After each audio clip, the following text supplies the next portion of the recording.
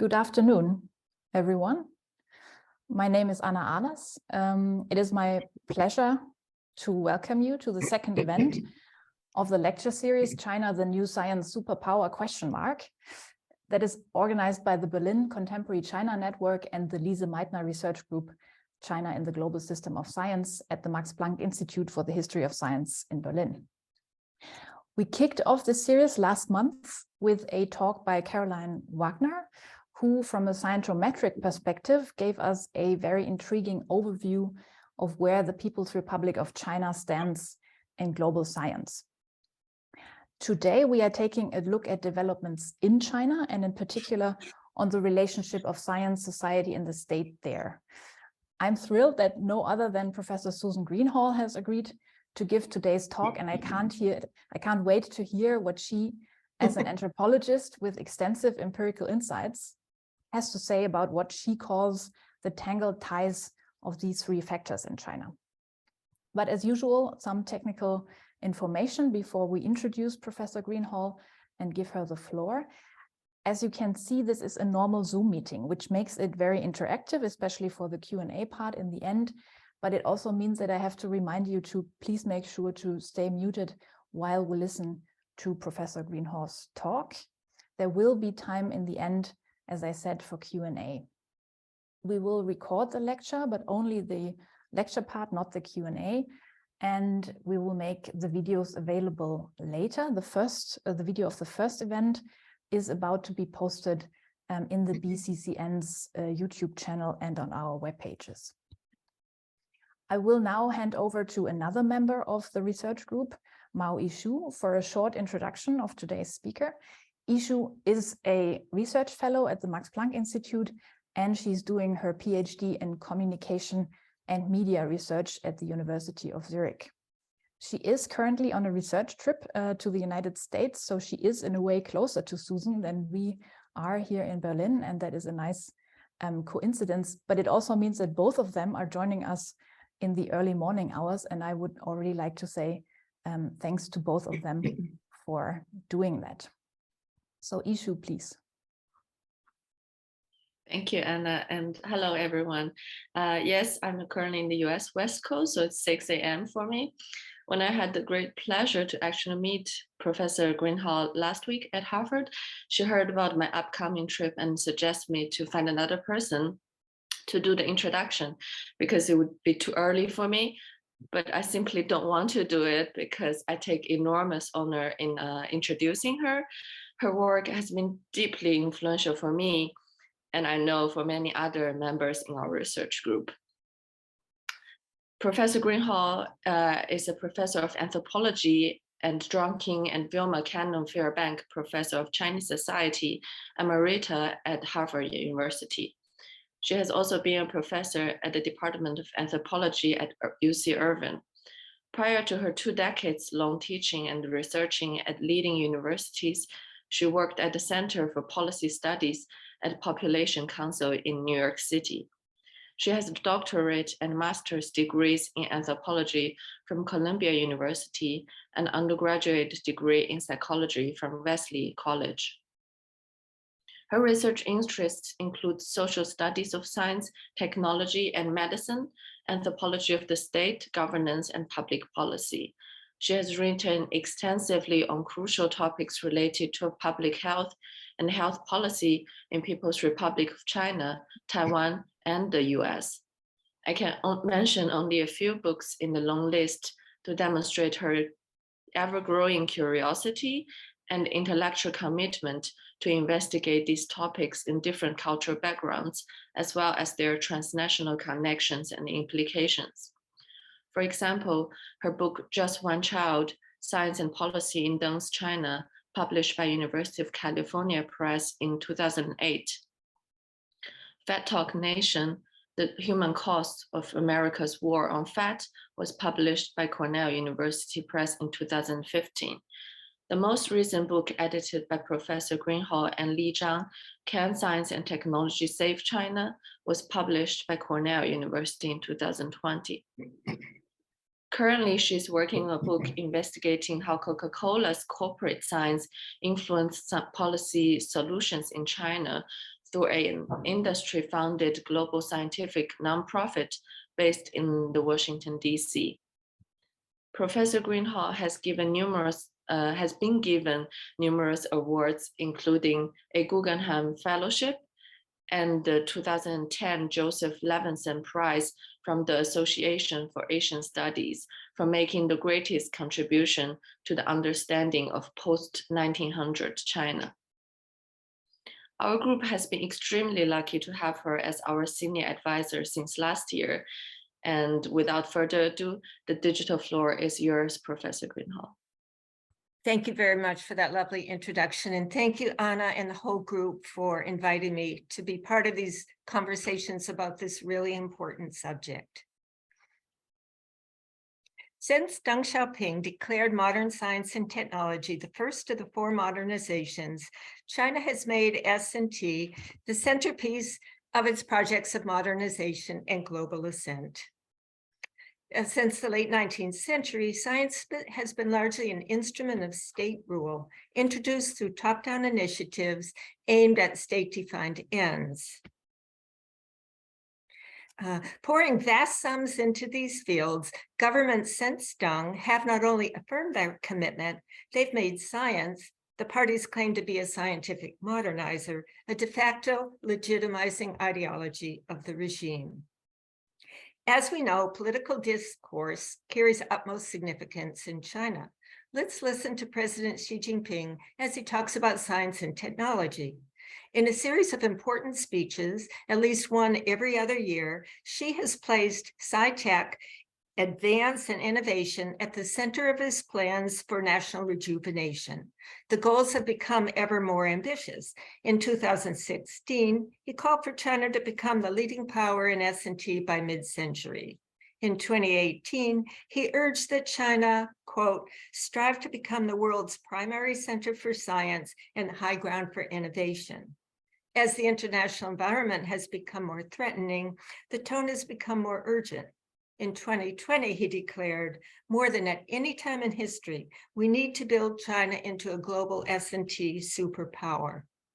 Whether China will achieve this goal is vitally important to countries and communities around the world.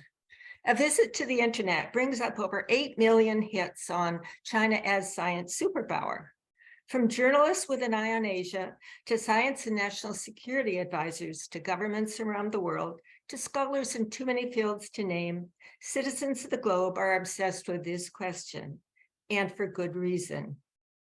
In this talk, I want to draw on some 35 years of engaging with Chinese scientists as an anthropologist and science studies scholar to reflect on two questions. First, what are the prospects China will achieve its goal? And second, what criteria should we use and who can establish them? Who gets to say what counts as a science superpower? Xi himself does not list the criteria for superpower status.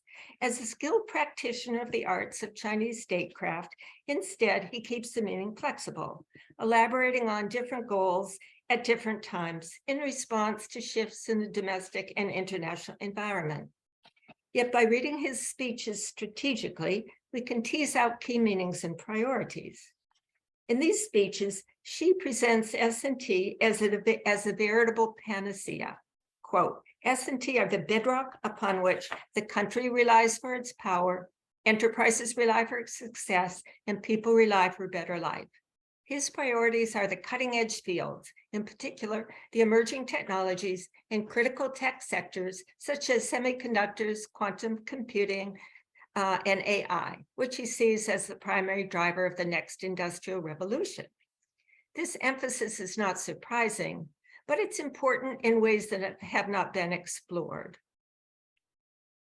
Let's begin with the question of whether China can achieve its sci-tech superpower goals.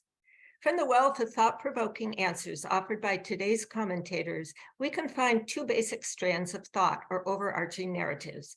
The first is a story of an increasingly formidable global power in science and even more tech, whose continued rise is all but assured. We can call this the rising science superpower narrative, and the talk by Professor Wagner last month provides an excellent example. The assessments are glowing. You can read these yourself. breathtaking, daunting science power at a high level of performance, and so forth. The story is inevitably told in numbers and charts, which are truly impressive. R&D investment, increase in publications. The numbers are just as impressive for the size of the sci-tech workforce, rise in citation impact scores, and so on and so forth. Beneath the ever-rising numbers and upsweeping lines, though, contradictions abound between the nation's scientific aspirations and its political system. The rising China assessments include cautions about challenges posed by the uncertain quality of the science and growing state control, but tend to simply list the challenges and leave it at that, a topic for future research. Yet the information available suggests that these challenges are so pervasive as to constitute structural aspects of the science system in China, integral features of how Chinese science works. We need to take them seriously right now. Scientific misconduct plagues scientific communities everywhere, but the data suggest it might be particularly worrisome in China because the political system seems to inadvertently foster it. In 2018, two researchers at the University of California, Santa Barbara published the results of a rigorous survey of STEM faculty in China's top 25 universities. The responses of over 700 faculty members provide extraordinary insight into how researchers see the environment in which they work. What's new is not the specific complaints, but the enormous scale and scope of the problems Chinese scientists see themselves as facing. So you can read these yourself, burdensome aspects of the environment. These percentages are the share of the respondents who mention them.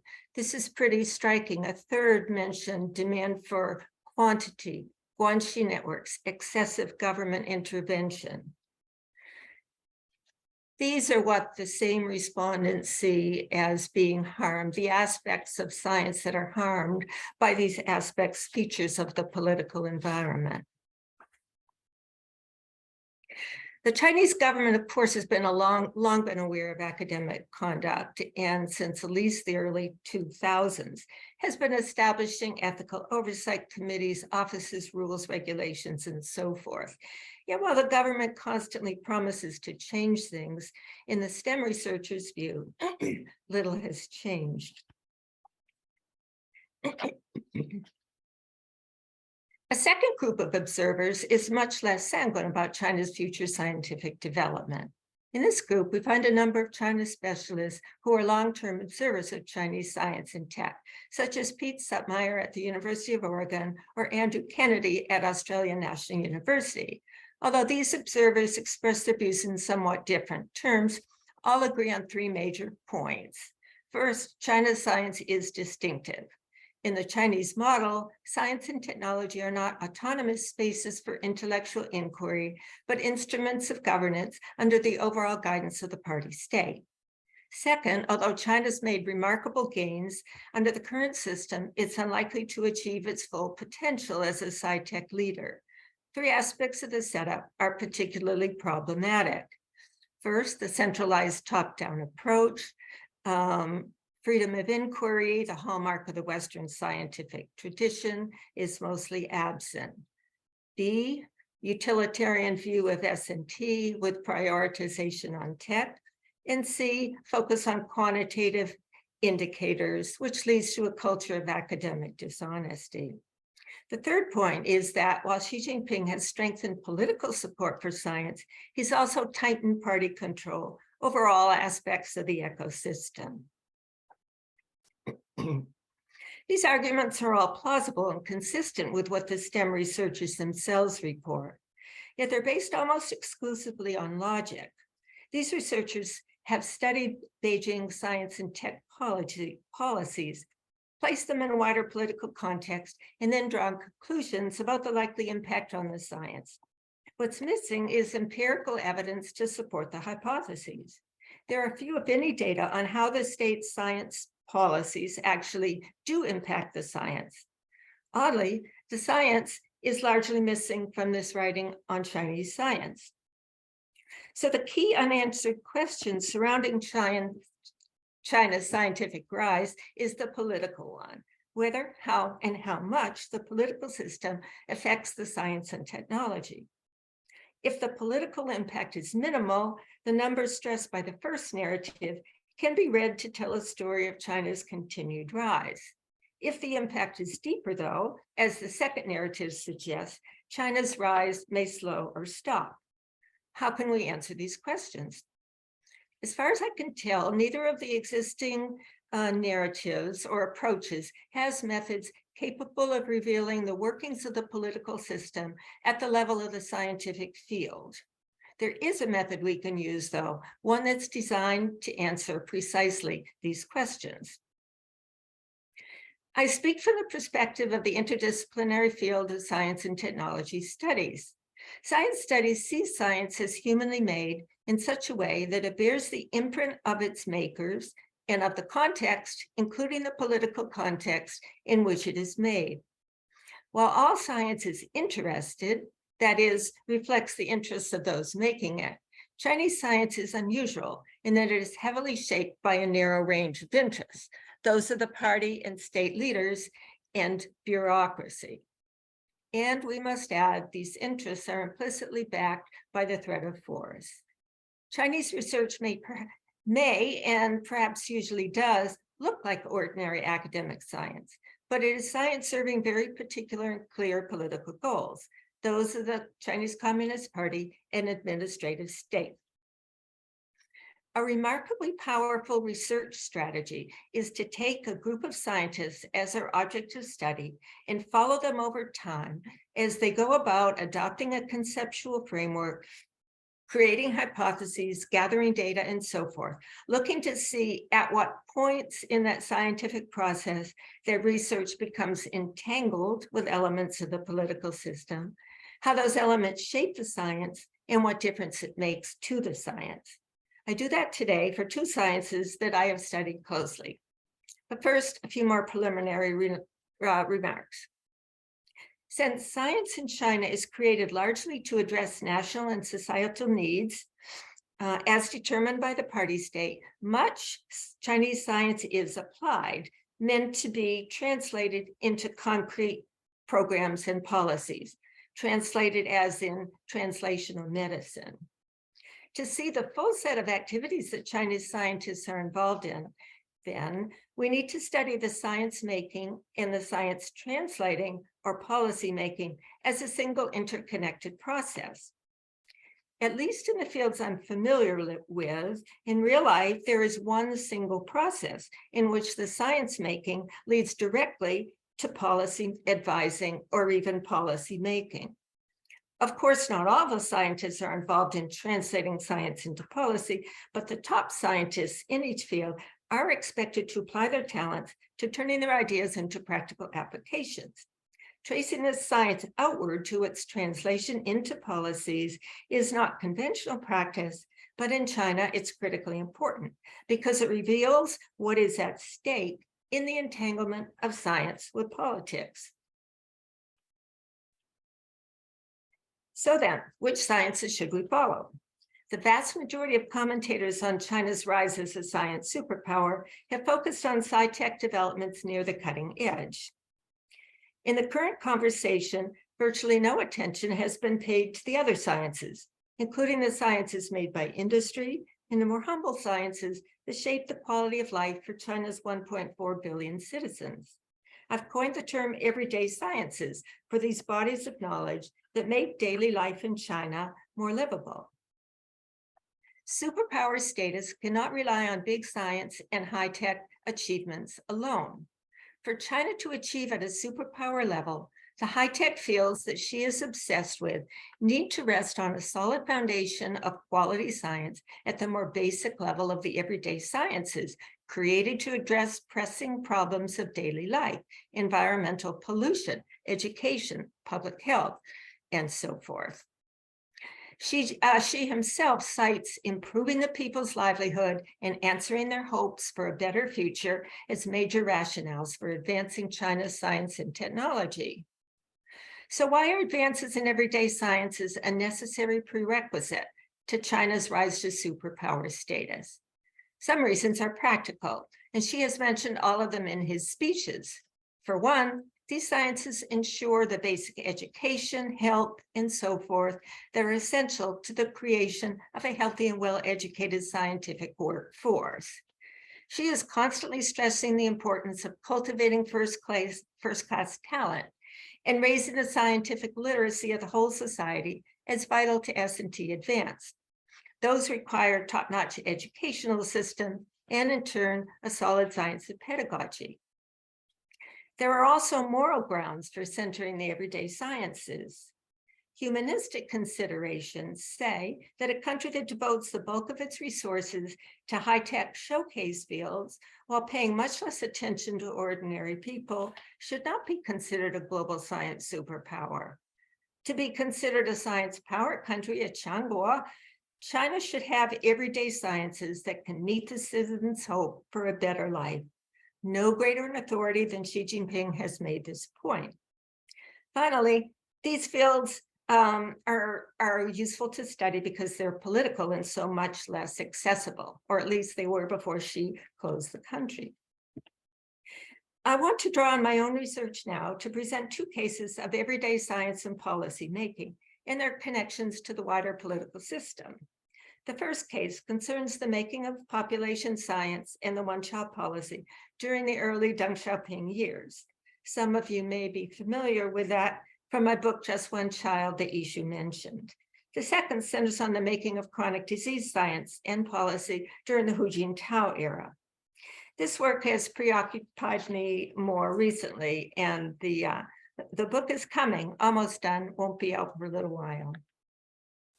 Both policies have been enormously consequential, affecting vast numbers of Chinese citizens.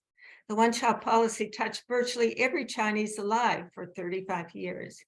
The chronic diseases of modern life are the major causes of death and illness in China, accounting for nearly 90% of deaths and 70% of the total burden of disease. The human stakes in these two sciences alone are incredibly high. Let's see. In both projects, I followed the making of science and its translation into policy over a fairly long period of time, tracking the entanglements with the political system. After first studying all the written records available, scientific publications, policy documents, and so forth, I conducted in-depth interviews with the key actors to understand the full history of their involvement in science and policy. Some of the most illuminating interviews were with those scientists who were shut out of the process, usually in a very early stage. Because of fortunate timing, in both cases, I was able to trace the science making and policy making over their full histories, from the time the issue landed on the agenda through its scientific resolution to when it was embedded in public policy.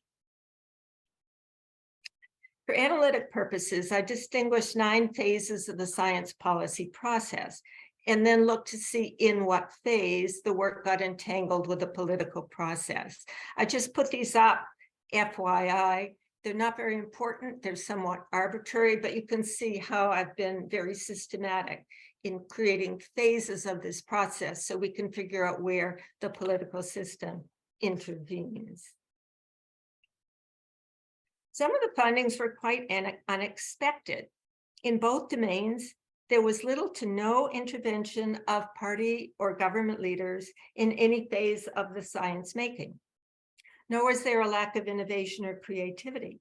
In both cases, the scientists imported ideas from abroad and adapted them in highly original ways. The problem was not lack of autonomy either.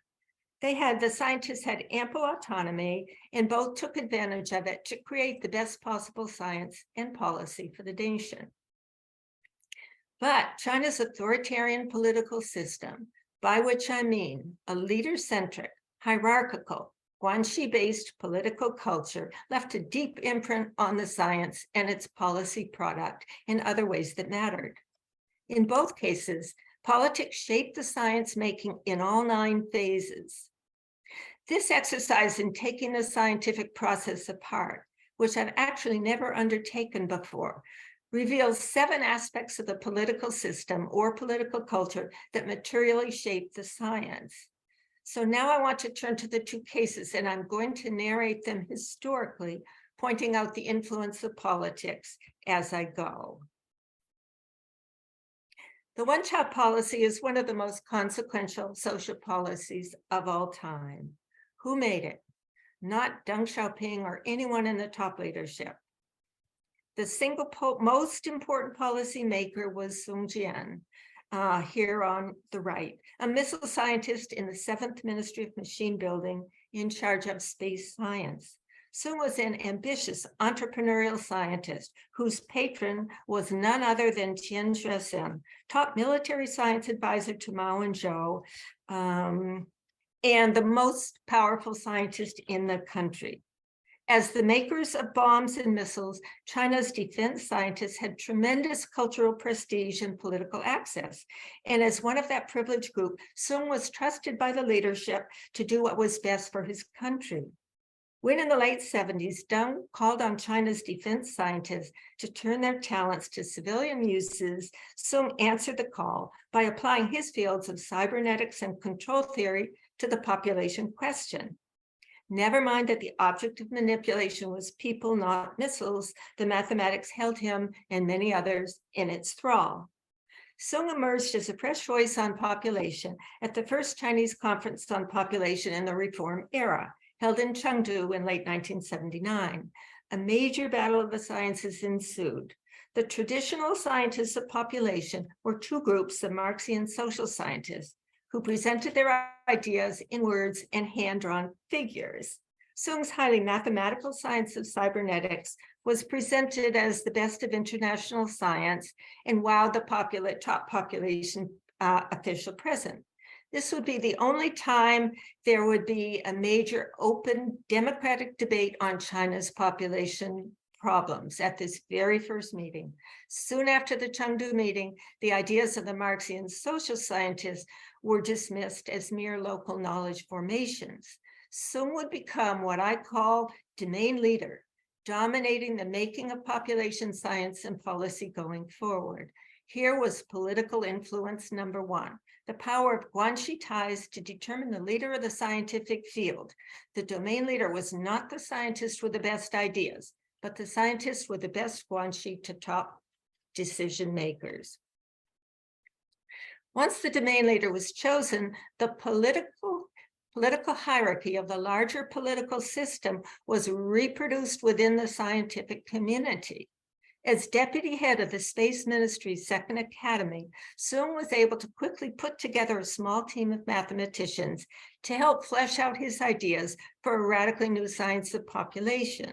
The team was hierarchically ordered, with Sung in charge and beyond question.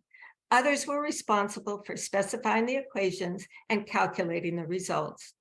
Following control theory, the main tasks were to compute, first, the so-called optimal population for China 100 years into the future. That would be the target. And second, the ideal policy or number of children that must be instituted now if China was to achieve that optimal size in the future. You can see as this graph in the middle, the projections from 1980 to 2080, depending on 1, 2, 3 children per couple. The trained population specialists, that is the social scientists, clamored to have a voice, but they were excluded. These dynamics, the reproduction of hierarchy and elimination of real descent, were political influence number 2. Since his target audience was the nation's top political leaders, Deng Xiaoping and Chen Yun, Sung built his science around their goal of stopping population growth as quickly as possible. This adaptation of the science to top leader preferences was political influence 3. The cybernetic science led to a drastic policy proposal. To achieve that ambitious target, it was necessary to limit all couples to 1 child immediately, regardless of the social and political costs. Sung launched a multi-front campaign to get this idea accepted. He promoted his ideas up the defense science hierarchy to Qian, who pressed them on China's top leaders. Within a few months, Sung's ideas had been accepted as the best policy available. Like all scientists, Sun Jian had interests and preferences that he carried with him into the battles over population, biasing it in worrying directions. This bias was political influence number 4. Trained in the Soviet Union, he defined population as a biological entity eating up China's natural resources and framed the problem as a technical task of engineering the optimal number of humans using the tools of control theory. The science and policy the Sun group developed were deeply flawed. The model they borrowed from the population crisis group, Club of Rome, was designed to be heuristic only. The input data were utterly inadequate. The model's main flaw was its failure to even consider questions of feasibility. Could it be implemented in the countryside? Sun preference was scarcely discussed. In short, the model was a disaster waiting to happen. Once the one-child idea took root in top party circles, though, there was no questioning from the scientific community, nor was there any questioning from groups within society. China's society has long been under party state control, with groups that in other societies might act as watchdogs, investigative journalists, human rights lawyers, and so forth, essentially forbidden from criticizing national policy. This absence of a voice for society was political influence number 5. Once the new policy of advocating one child became official, it was announced in an open letter from the State Council and Central Committee. And essentially it was set in stone, unquestionable by anyone. This unchallengeable, unchangeable nature of party decisions was political influence 6. And then practices of closure set in. With the issuance of the open letter, Sun's name and how the policy had been created disappeared from view, and the policy was fitted into a pre-existing narrative of a wise party that, using the mandated scientific policy making, had delivered a policy that would bring demographic modernization at last. The party's propaganda department immediately began circulating a narrative of one child per family as the route to family prosperity and national wealth. Here's political influence 7, retelling the story in terms of the party as a scientific modernizer. Over the next 35 years, as all the problems the social scientists had warned about came true, and the policy was continually, quote, perfected, that narrative was never disavowed. The result was a process thoroughly infused with party politics, flawed science, and an atrocious policy whose full human costs will never be assessed, let alone publicly acknowledged.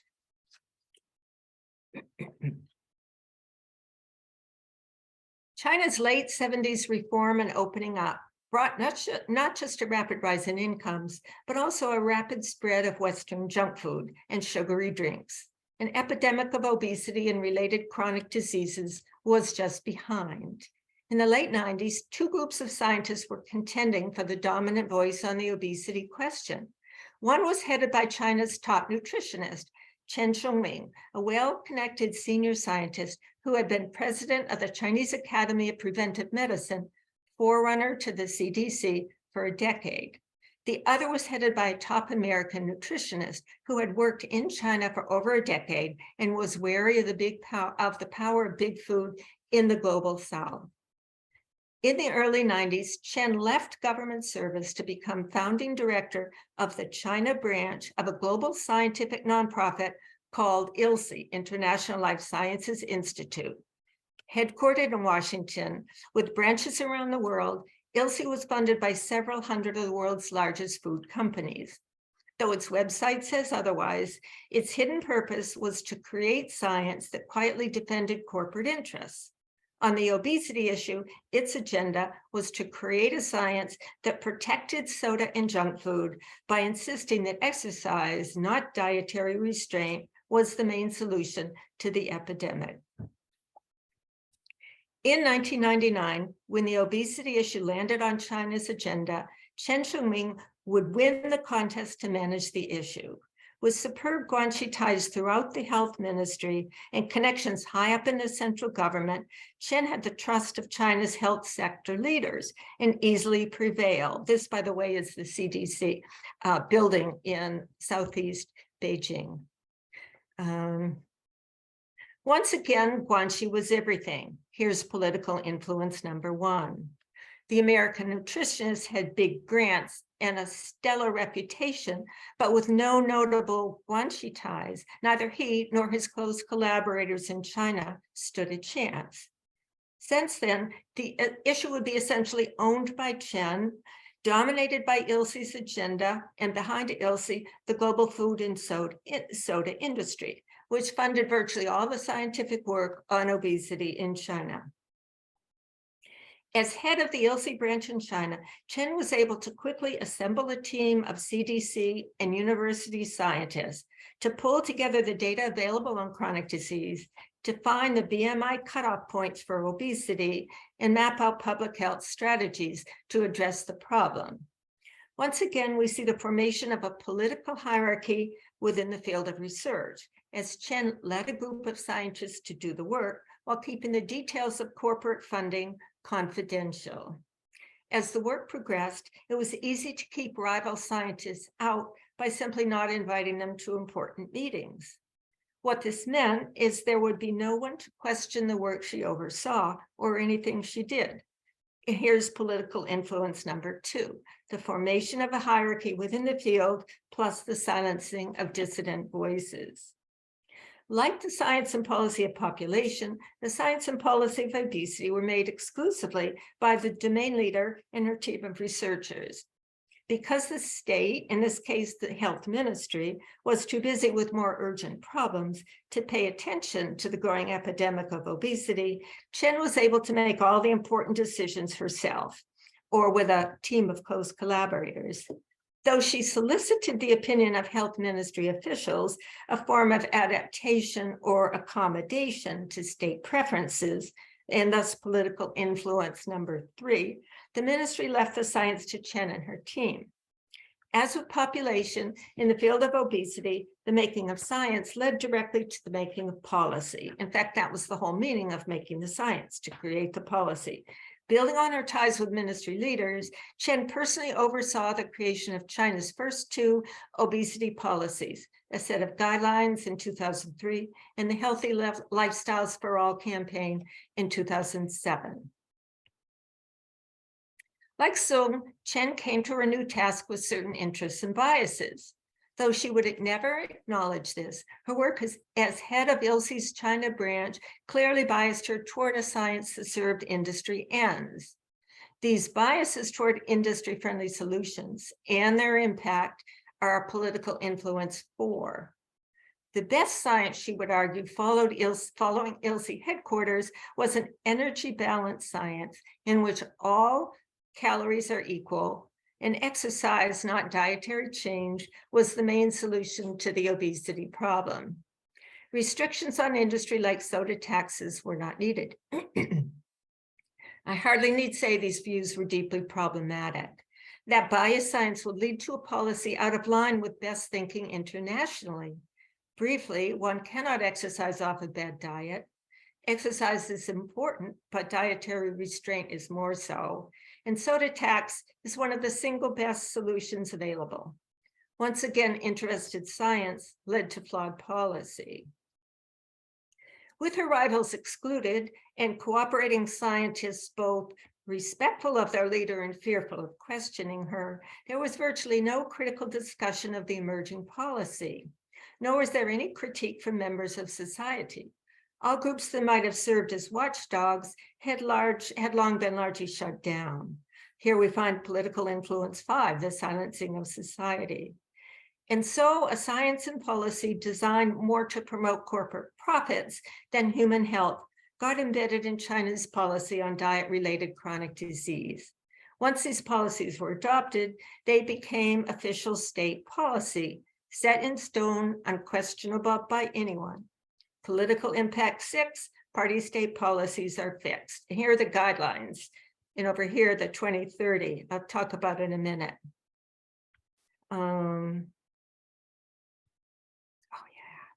And in Political Influence 7, the policies were narrated as the product of the state's scientific policy-making apparatus, all traces of Ilse's participation removed. As obesity was merged with issues of chronic disease more generally in the early 2010s, industry-friendly policies got embedded in China's overarching policies on chronic disease, including the plan for Healthy China, Healthy China 2030, Xi's signature policy on health.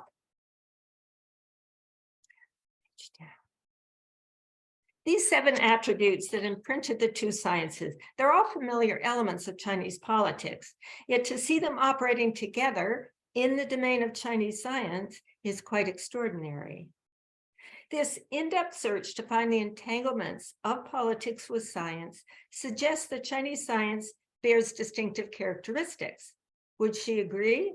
I think so. In a September 2020 speech, he said, quote, "Science has no borders."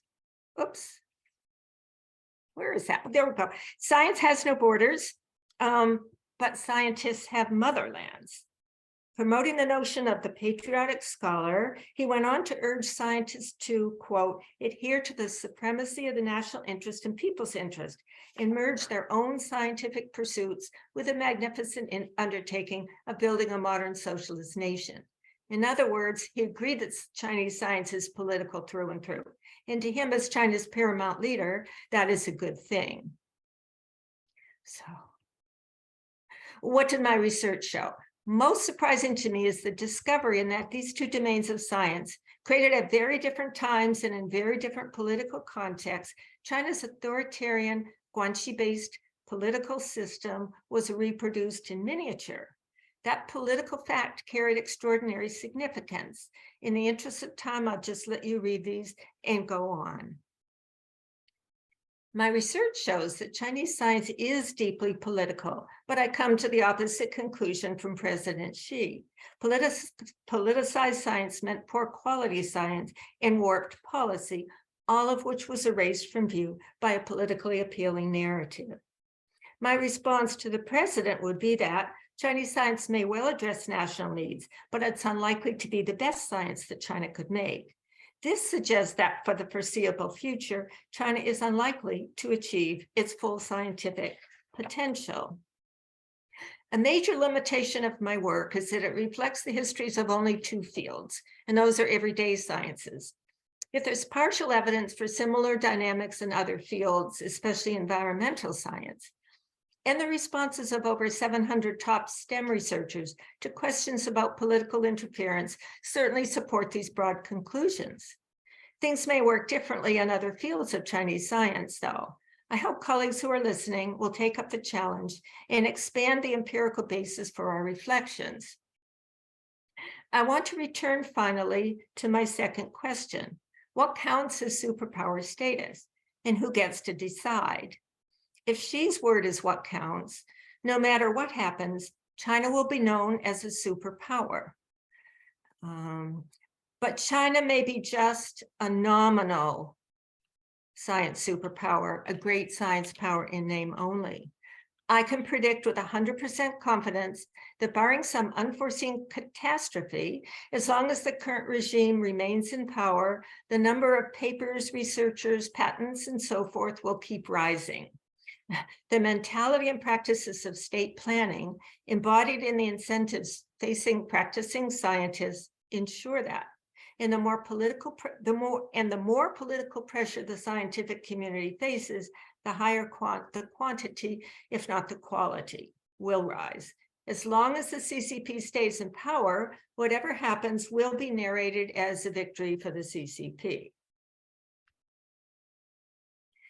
But Xi should not be the only voice.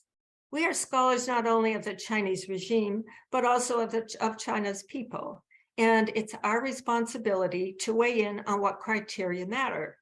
I want to open up the question of what disqualifies a nation from being named a science superpower. What's missing now are questions of values. On the basis of my research and of the values of the humanistic social sciences, I offer these views for your consideration. I see this as but the first items on a list that is likely to grow. A country rich in high tech and big science achievements, but poor in the sciences of everyday life, does not qualify for science superpower status. Open debate among divergent views is a prerequisite for quality science. A country that does not allow open debate among differing views cannot be a science superpower. And third, no nation deserves the name science superpower that does not allow its scientists to speak their minds, to tell the scientific truth. Over the many years I've worked in China, I've gotten to know or know of many dissidents from party truth whose voices could have prevented great harm, but did not because none was allowed to speak his or her mind. These are my heroes. And by way of closing, I want to introduce a few of them to you. In the population field, I'd like to introduce Tsai Wen-mei, a Peking University sociologist who in the early 80s wrote letter after letter to the Population Commission about the baby girls she saw being drowned in the outskirts of Beijing after the imposition of the new policy. She died without receiving any response. So too in the field of obesity science. I talked to several very senior scientists who knew China's science of chronic disease was being tainted by corporate influence, but dared not say that out loud. One said, whenever you take money from a company, it will definitely affect the scientific character of your work. These days, though, no one can say no to corporate support. And more recently, as COVID-19 began to spread, Zhang Zhan, a citizen reporter, was sentenced to 4 years in jail for reporting on the situation in Wuhan. And Li Wenliang, as you know, lost his life. Let us hope that before too long, those with differing views will gain a public voice, so China can create a more complex, multi-stranded science to shape its policies and power its beautiful dreams. Thank you. Would love to hear your thoughts.